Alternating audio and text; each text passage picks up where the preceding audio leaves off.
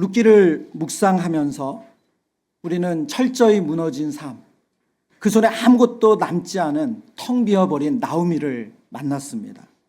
더 이상 아무것도 할 수 없는 무기력하고 우울한 상황에서 하나님께서 자기 백성을 돌보셨다 라는 이 소식을 듣고 베들레헴으로 발걸음을 옮깁니다.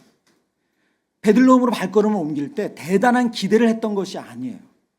살아야 하기 때문에 움직였습니다. 다른 대안이 없었기 때문에 베들레헴으로 이동했어요. 여러분, 우리 인생에도 이러한 순간들이 있어요. 열심히 살았는데 내 손에 남은 건 아무것도 없는 것 같아요. 내가 뭘 했지? 그리고 다시 힘을 내려고 하는데 더 무엇할 힘이 남지 않아 있을 때가 있어요. 그러나 삶은 계속되잖아요. 계속 이어지죠. 여자 욥이라는 관점으로 우리는 룻기의 말씀을 살펴보았습니다. 우리의 고난 가운데 하나님께서 여자 욥인 나오미를 어떻게 그를 치료하시고 회복시키시는가, 그 하나님을 룻기 1장부터 4장까지 우리가 만났습니다. 여러분, 우리의 회복은 어떻게 가능합니까? 나오미처럼 철저히 무너진 삶이 어떻게 다시 오늘 우리 중고등부 찬양처럼 일어날 수 있습니까? 바로 하나님의 헤세드를 경험하는 거예요. 여전히 날 사랑하시는 그 하나님의 사랑, 그 하나님의 헤세드를 경험하는 거예요. 나오미는 그때가 언제였습니까? 아무런 기대 없이 며느리 룻을 데리고 같이 베들레헴으로 왔어요. 먹고 살기 위해서 며느리가 누구 밭인지 모르지만 은혜를 베풀어 주시면 그 아무 밭이나 들어가서 이삭을 줍겠다고.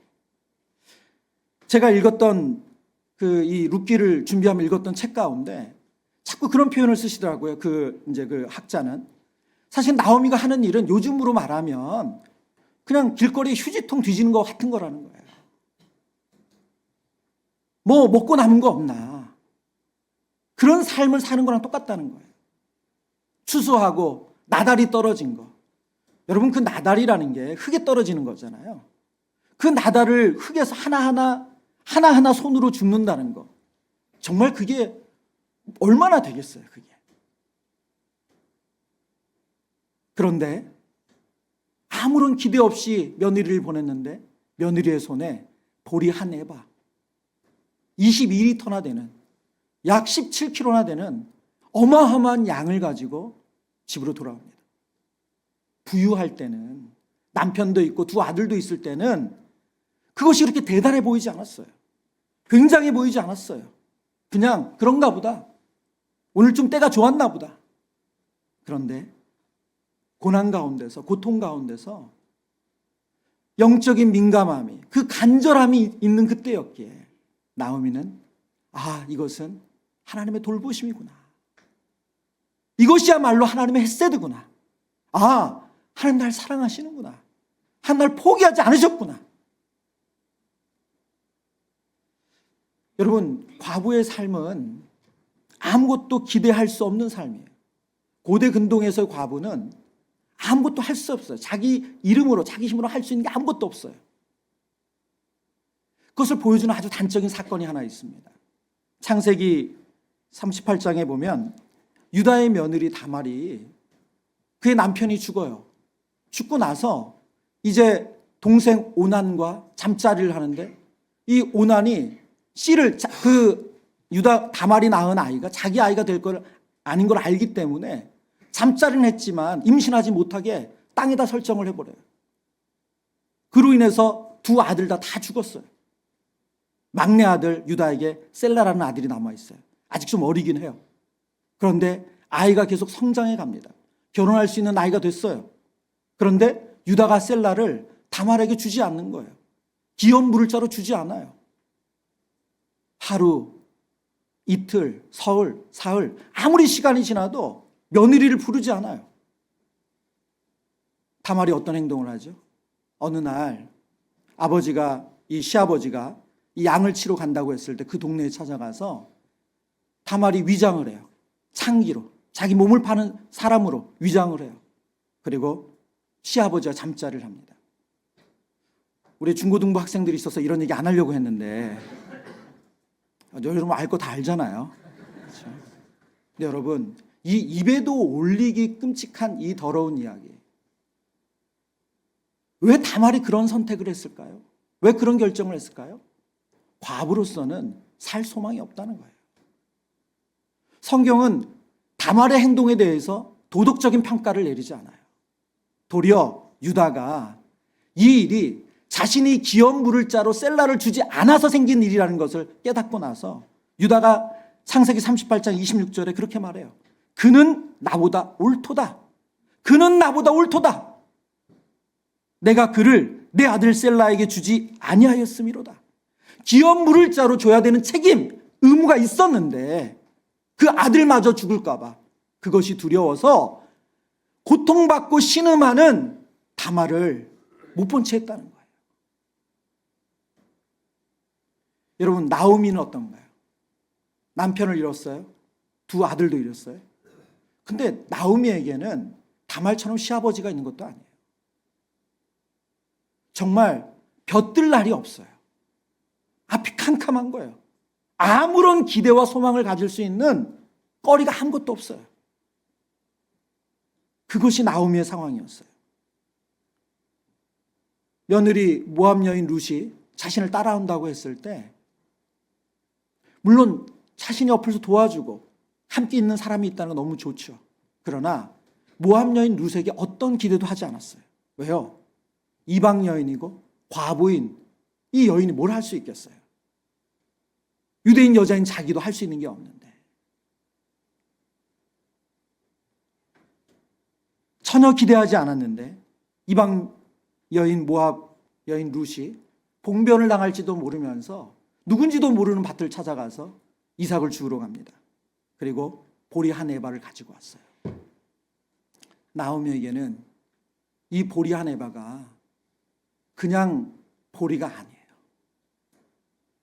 하나님께서 날 기억하시고 하나님께서 날 사랑하신다는 너무나도 구체적인 증거예요. 아, 내 인생이 여기서 끝나는 게 아니구나.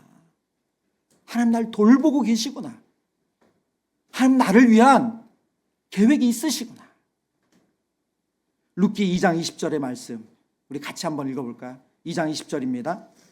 나오미가 자기의 며느리에게 이르되 그가 여호와로부터 복 받기를 원하노라. 그가 살아있는 자와 죽은 자에게 은혜 베풀기를 그치지 아니하도다 하고 나오미가 또 그에게 이르되 그 사람은 우리와 가까우니 우리 기업 우리 자 중에 하나이니라 하니라. 아멘.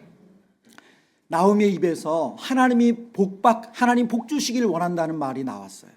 그런데 그로 끝나지 않고 그가 여호와로부터 복 받기를 원하노라. 여기서 그는 인칭대명사죠. 그 앞에 있는 보아스를 이야기하는 게 맞습니다. 근데 그 다음에 나오는 문구가 있어요. 그가 살아있는 자와 죽은 자에게 은혜 베푸시기를 그치지 아니하도다. 여기서 은혜가 헤세드예요. 근데 여기서 그는 누구냐? 두 번째 그는 누구냐? 이것을 가지고 신학자들 사이에서 상당히 치열한 공방이 있었어요. 구약학자 김지찬 교수님이 그런 공방에 대해서 그런 해석을 다 모아서 이런 설명을 하세요. 필자는 이것은 이제 이 단어의 문장 구조를 설명하면서 선행사를 여호와로 보는 것을 선호하지만 선행사를 여호와로 보는 것과 보아스를 선행사로 보는 것은 실제로적으로는 큰 차이가 나는 것은 아니라고 본다. 그리고 이런 점을 이야기한 사켄펠드의 해석에 동의한다. 어차피 여호와께서 룻이나 보아스 같은 인간 대행자를 통해 인애를 베푸신 것이기 때문이다. 이 그 앞에 나오는 그가 살아있는 자와 죽은 자에게 이 인애를 베푼다고 했을 때 이 그가 하나님으로 보든 보아스로 보든 큰 의미는 없다는 거예요. 왜요?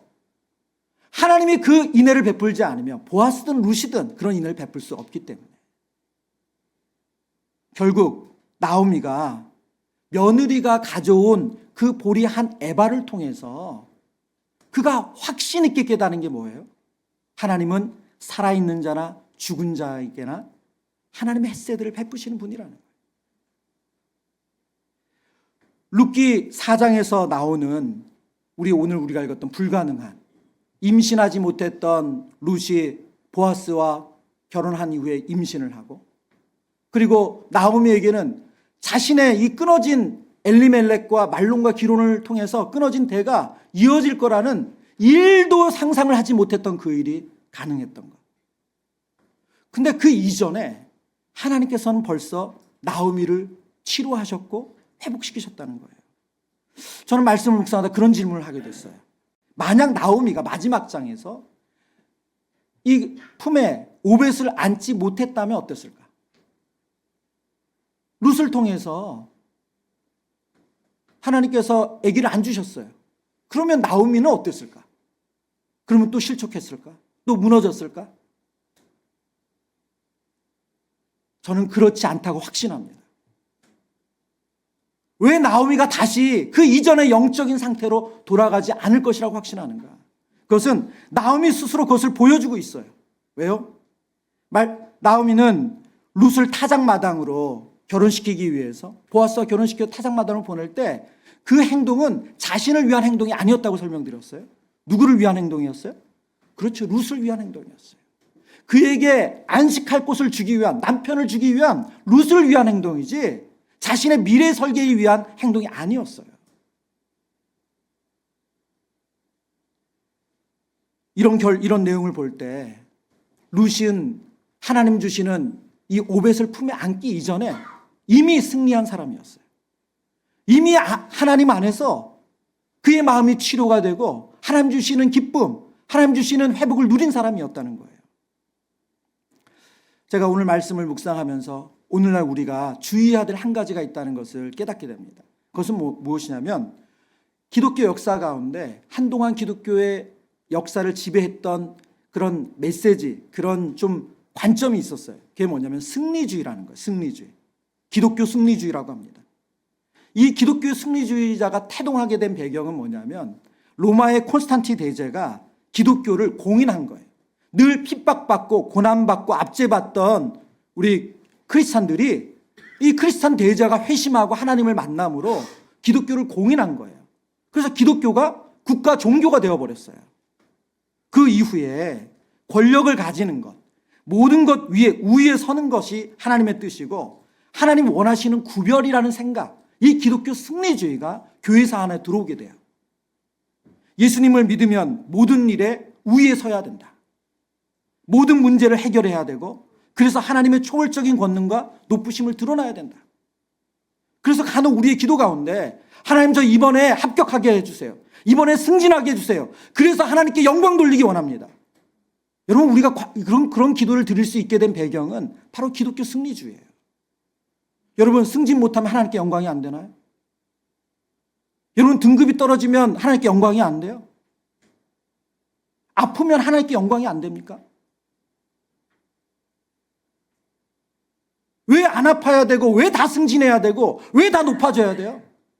그래야지만 하나님께 영광이 된다는 그 생각이 출발이 어디서 왔다고요? 기독교 승리주의예요. 그러다 보니까 기독교 승리주의는 눈에 보이는 것에 집착하기 시작했어요. 내가 뭐가 되느냐? 내가 어떻게 되느냐? 얼마나 많이 모이느냐?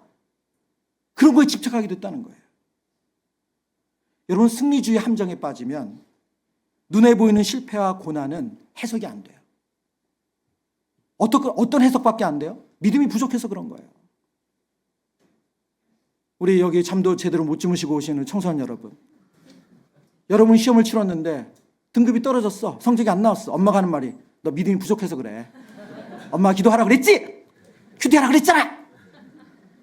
이 말은 안 맞는 말이라는 거예요. 이거 안 맞는 말이라는 거예요. 성경은 우리에게 기독교 승리주의적인 관점에서의 기쁨을 말씀하지 않아요. 오늘 룻기 4장의 승리와 기쁨의 노래를 우리가 어떻게 읽어야 되는가? 첫 번째로 하나님께서 주시는 기쁨은 자기 부인 곧 십자가를 통과한 기쁨입니다. 따라해 볼까요? 자기 부인 곧 십자가를 통과한 기쁨이다. 마태복음 16장 24절의 말씀입니다. 우리 소리내서 우리 잠을 깨워야 되니까 한번 크게 읽어보죠. 시작. 이에 예수께서 제자들에게 이르시되 누구든지 나를 따라오려거든 자기를 부인하고 자기 십자가를 지고 나를 따를 것이니라. 아멘. 예수님께서 제자들에게 하신 말씀이죠. 너희가 나를 따르려거든, 따라오려면 무슨 말이에요? 그건 바로 제자가 되는 길을 말씀하시는 거예요. 이 제자도 핵심이 뭐라고요? 자기를 부인하고 자기 십자가를 지고 따르래요. 자기 부인과 자기 십자가는 같은 얘기예요. 자기 십자가를 지고 따른다는 것은 자기를 부인한다는 말이에요. 우리가 간혹 이런 얘기 하죠. 아우, 우리 애가 제 십자가예요. 1, 2, 3번 중에 몇째가 제 십자가예요. 우리 남편이 제 십자가예요. 저희 시어머니가 저희 십자가예요. 제 동생이 십자가예요. 내가 감당하기 힘들고 나를 자꾸 격동하게 하고 나를 힘들게 하고 나를 지치게 하는 그 대상을 십자가라고 우리가 말할 때가 있어요. 근데 여러분, 그건 성경적이지 않은 표현이에요. 여러분, 사실 그 대상이 십자가가 아니에요. 뭐죠? 그 대상을 내 마음대로 해야 된다는 생각이 십자가예요.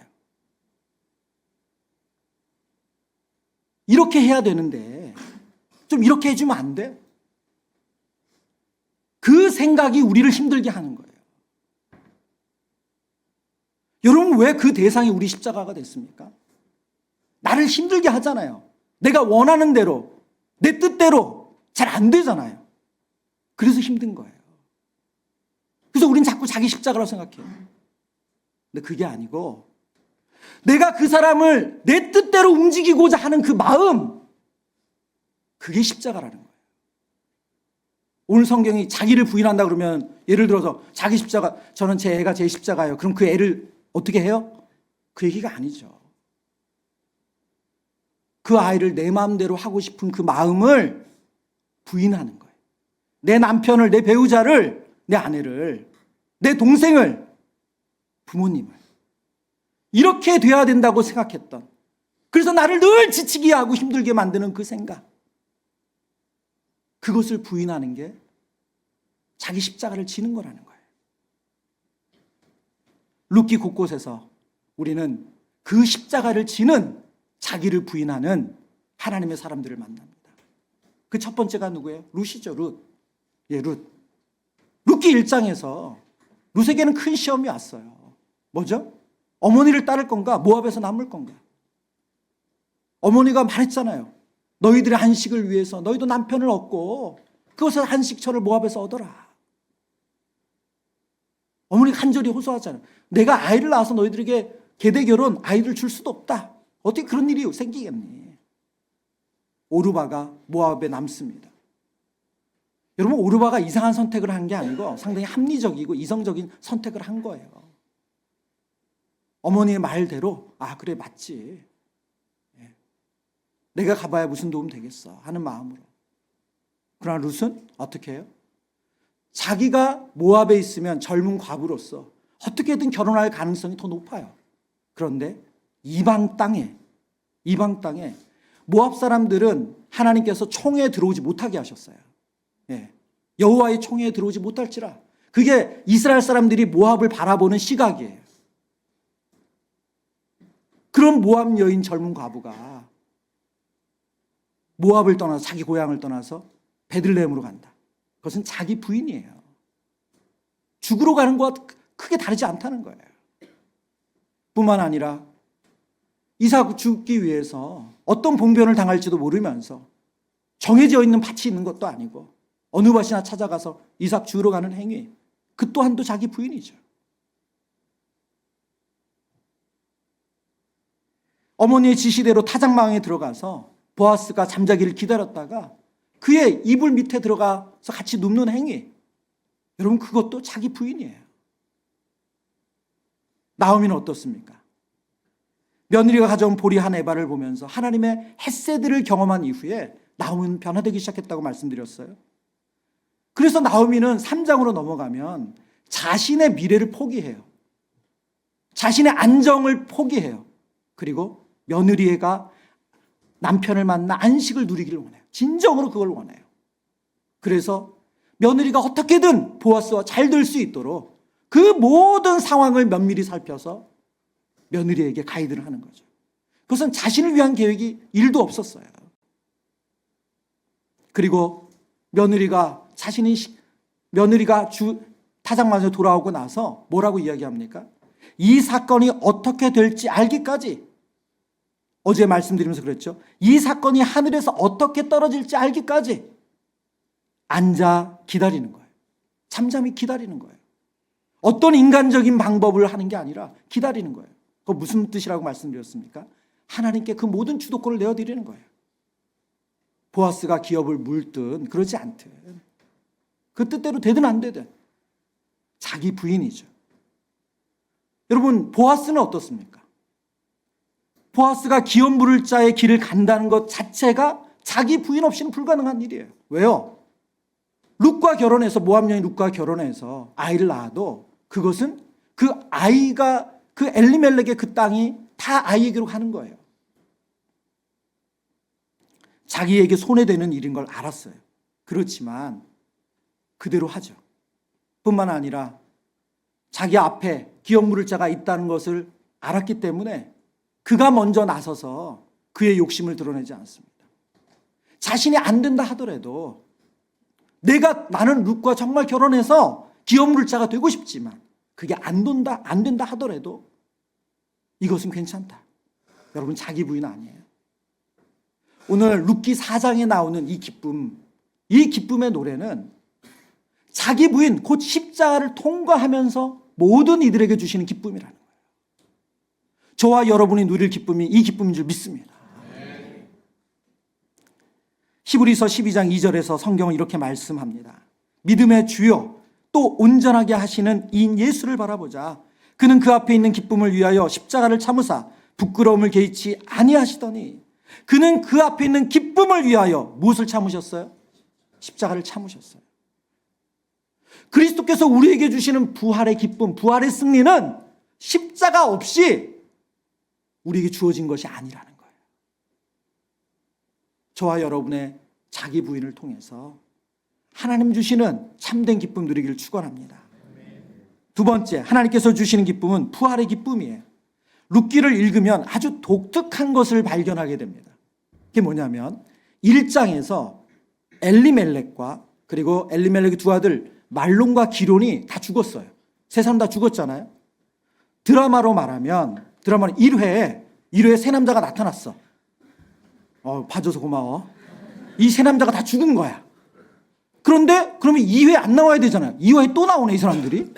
3회에 또 나오고 4회에 또 나오고 어디까지 나와요? 마지막 회까지 나와. 오늘 룻기의 구조를 보면 그렇다는 거예요. 엘리멜렉과 말론과 기론은 이미 1장 6절 안에서 이 사람들은 다 죽었어요. 없는 사람이에요. 그런데 놀랍게도 2장에서도 그들의 이야기가 나오고 3장에서도 그들의 이야기가 나오고 4장에서는 아주 구체적으로 기록을 해요. 우리 룻기 4장 9절과 10절입니다. 룻기 4장 9절과 10절. 보아스가 장로들과 모든 백성에게 이르되 내가 엘리멜렉과 기론과 말론에게 있던 모든 것을 나오미의 손에서 산 일에 너희가 오늘 증인이 되었고, 또 말론의 아내 모압 여인 룻을 사서 나의 아내로 맞이하고 그 죽은 자의 기업을 그의 이름으로 세워 그의 이름이 그의 형제중과 그곳 성문에서 끊어지지 아니하게 하매 너희가 오늘 증인이 되었느니라 하니. 아멘. 여러분, 성문에서 기업 물을 자 계약을 하면서 이 마지막 계약 단계에서 뭐라고 말해요? 보아스가 장로들과 모든 백성에게 있어서 내가 나오미의 땅을 산다, 앞서서는 그렇게 얘기했거든요. 너가 나오미의 땅을 사라. 판다고 하니 사라. 그런데 뭐라고 얘기합니까? 엘리멜렉과 기룡과 말론에 있던 모든 것, 1장에 죽었던 사람을 다시 살려요. 그리고 10절에서도 뭐라고 말해요? 그냥 룻이라고 말해도 되잖아요. 근데 뭐라고 말합니까? 또 말론의 아내래요. 말론의 아내 모압 여인 룻을 사서 결정적으로 뭐라고 말씀합니까? 그 죽은 자의 기업을 그의 이름으로 세웠대요. 다 죽었다고 생각했어요. 그 이름이 끊겼다고 생각했어요. 누구도 기억하지 않는다고 생각했어요. 근데 하나님께서 살려주세요. 여러분, 이것이 룻기가 우리에게 보여주는 부활이에요. 엘리멜렉, 말론, 기론 다 죽은 사람이고 누구도 기억지 않는 사람이었는데 하나님 그들을 살려주셨어요. 그들만 살렸습니까? 아니죠. 여러분, 나오미가 다시 살아났어요. 룻기 1장의 나오미는 죽은 사람이에요. 전능자가 나를 괴롭게 하는도다. 그 슬픔에 우울과 무기력, 자기 연민에 빠져서 아무것도 할 수 없는 사람이에요. 살아있지만 죽은 사람이에요. 그런 나오미가 보리한 에바, 며느리가 가져온 보리한 에바의 하나님의 햇새들을 경험하면서부터 살아났어요. 완전히 살아났어요. 부활이죠. 근데 성경학자들은 여기서 끝나지가 않더라고요. 보아스가 부활했다는 거예요. 보아스가 살아났다는 거예요. 무슨 의미인가? 보아스는 이전에도 괜찮은 사람, 좋은 사람이었어요. 제가 설교 중에도 언급했지만 저는 이번 룻기를 묵상하다가 보아스의 매력에 흠뻑 빠졌어요. 그래서 제 영어 이름을 보아스로 하고 싶은 강한 욕구가 있어요. 예, 근데 함부로 쓰면 안 될 것 같아요. 저랑 너무 이분의 인격의 거리가 있어서. 그런데 여러분, 이 보아스는 정말 유력한 사람이고 정말 괜찮은 사람이었어요. 원래도.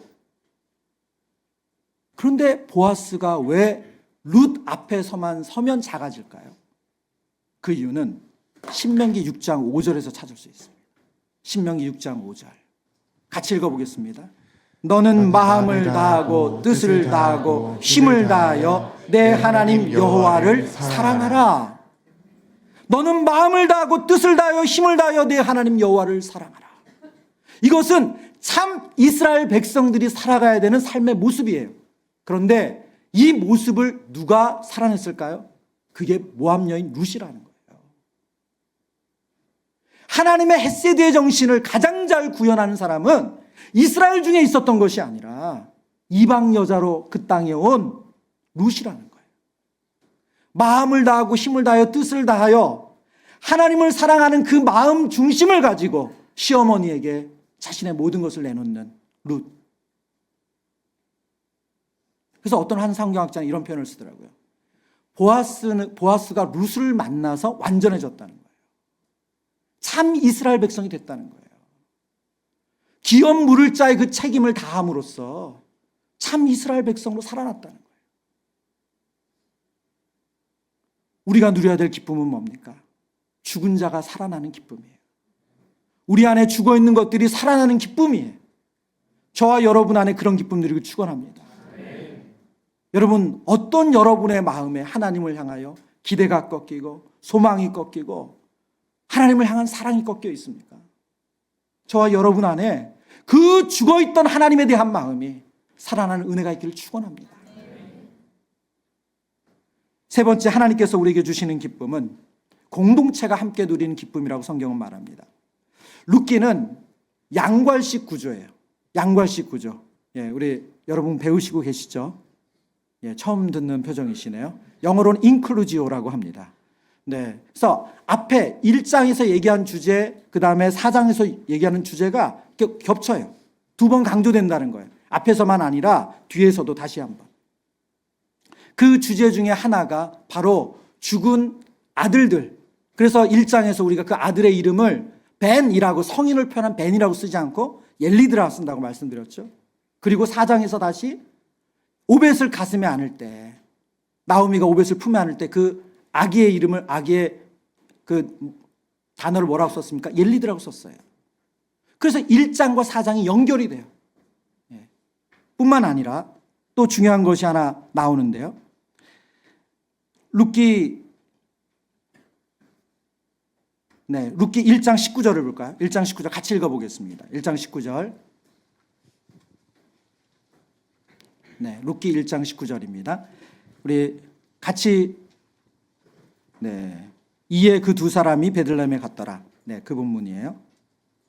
네. 예, 제가 읽어드리겠습니다. 이에 그 두 사람이 베들레헴까지 갔더라. 베들레헴에 이를 때에 온 성읍이 그들로 말미암아 떠들며 이르기를 이가 나오미냐 하는지라. 베들레헴으로 나오미와 룻이 같이 들어왔어요. 그런데 이 들어오는 상황에서 온 성읍 사람들이 나오미를 알아보고 뭐라고 그랬다고요? 나오미 아니야? 라고 떠들기 시작했다는 거예요. 사람들이 수근수근거리고 소리 없어 떠들기 시작했어요. 예. 나오미가 들어올 때. 근데 나오미는 뭐라고 말합니까? 그를 알아보는 사람들에게 나를 나오미라고 부르지 말라고. 내 이름은 나오미, 히라, 기쁨이 아니고 내 이름은 마라, 쓰다, 고통스럽다. 나는 쓴 여자야. 나를 나오미라고 부르지 마세요. 그리고 그 다음부터는 나오미가 애가를 불러서 노래하죠. 전능자가 나를 괴롭게 했다고. 전능자가 나를 빈손으로 돌아오게 했다고. 그때 온 성읍에 나오미를 알아봤던 사람들이 아무런 화답도 하지 못했어요. 근데 룻기 4장에 보면 룻기 4장 14절 15절입니다. 14절 15절.